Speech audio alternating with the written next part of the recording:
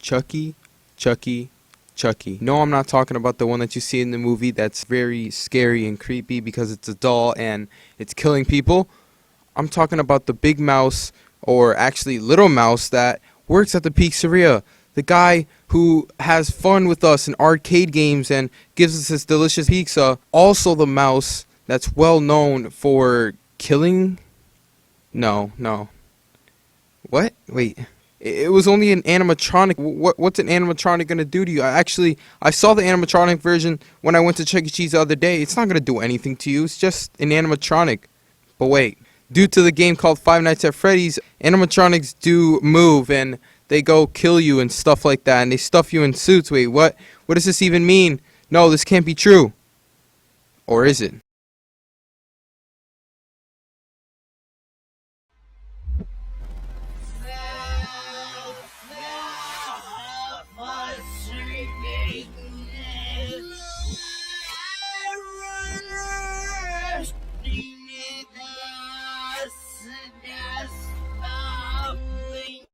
So before I go on and expose the actual truth of Chuck E. Cheese's, I have to clear up some stuff. I have 4 total videos with Chuck E. Cheese being involved in it. But my first ever video on Chuck E. Cheese, it was an actual story I was telling. Like, I've told many stories on my channel. By the way, go check them out. And I post stories all the time, so subscribe to my channel and stuff. That's great. But anyways, as I was saying, this story was indeed true. This was a story about me recalling something that happened years ago when I was only 8 years old. And what happened is that I went to Chuck E. Cheese's. I entered the sky tubes, you know those things up in the sky that you walk in through.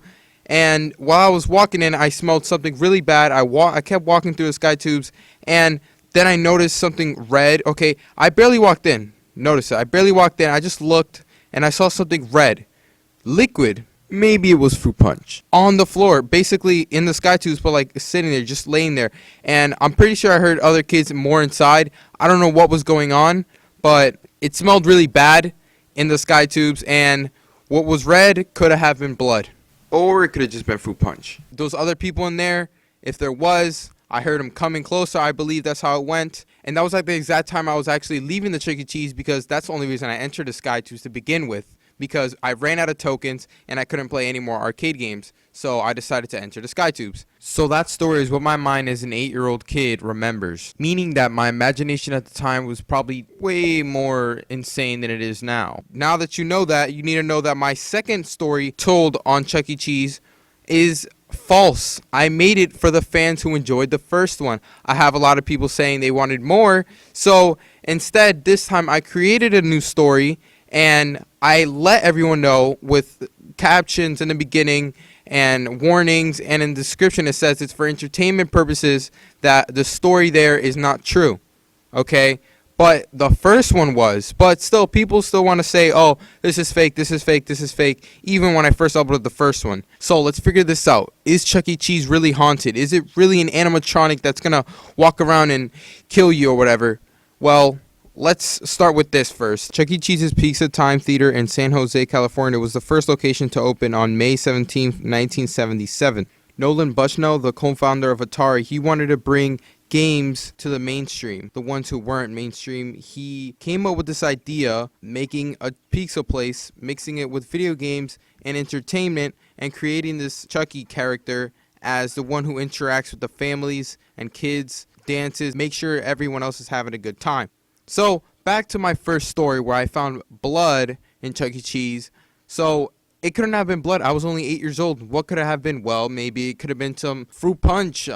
Some kid left fruit punch or spilled it in the sky tubes, bringing their juice up there or whatever. Or maybe it could have been blood. Or maybe a kid was having a bleeding nose or something like that. Someone got hurt in there, because there were kids in there. And for them to go past that little puddle of whatever it was, you know, then maybe they had something to do with it. And at that age, I was disgusted to know what could have been. I don't know. It could have been blood, but then again, it couldn't have been. You understand what I'm trying to say here?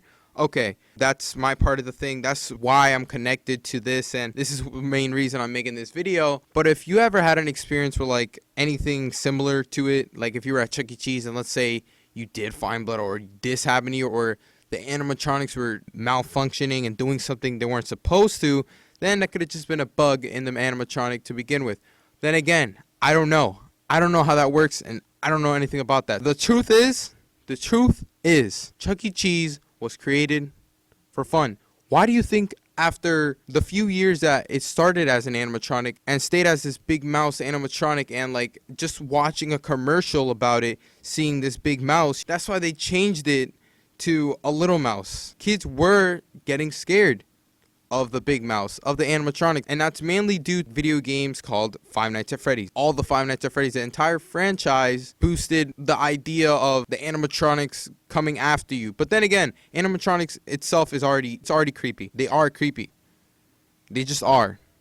Don't even have to think twice. The way they look at you, the way they're made, the mechanics inside of them, it's all creepy. And all. Let's not completely blame Scott Cawthon for creating the game Five Nights at Freddy's and scaring all of us because of the game. It's a great game, okay? I love the game and I love the franchise. I don't know what happened to it now. It kind of went downhill over the years or whatever. But Chuck E. Cheese being a real life thing, you have a reason to be afraid of it. And I don't blame you. Like I said, animatronics are scary. They are pretty creepy, the way they look at you and what they're made of. Out of all the 500 locations of Chuck E. Cheese in the world currently today, maybe one of them is haunted, maybe one of them is not. So maybe this happening of blood or whatever could have been maybe one of the workers, you know what I mean? It could have been anything. You never know. There can be murder right now in a kid's place called Chuck E. Cheese's right now. But that's just happens everywhere. So the animatronics, the vibe and all, it just makes it even more creepier. Do you understand? That's the truth, guys.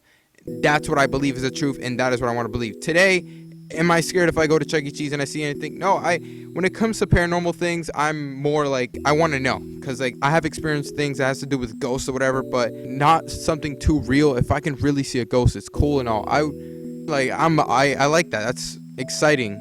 The thought of paranormal stuff happening, whatever. The thought of an animatronic coming over there and killing you, whatever. But like, whenever you stand next to like even a mannequin, do you ever have a feeling like they're actually living or they're right there? That happens to me all the time because your brain, the way it sees anything, it likes to make anything as a human. So if you see a carrot as two carrots as an eye and a banana as a mouth, your body would think, your brain actually would say, hey, that's a face. When these mannequins are standing right next to you, basically a replica of the human body, you have the feeling like someone's standing right next to you. Just like with the animatronics, which actually move and blink their eyes and look at you and then make noises. That's creepier, okay? Thank you guys for watching the video. Leave a like, subscribe to the video, and follow me on all social media. Follow me on Instagram, follow me on Twitter, and follow me everywhere else. I'll have everything down below. And, we're just going to keep making videos and having fun creating stories or whatever. I will continue the evolution of Chuck E. Cheese and make a better, more in-depth version of it to actually give more of the actual history. Because the last one, a lot of people got mad at me for missing out a lot of stuff. And I admit it, I didn't do the right research. But, yeah. Thanks for watching.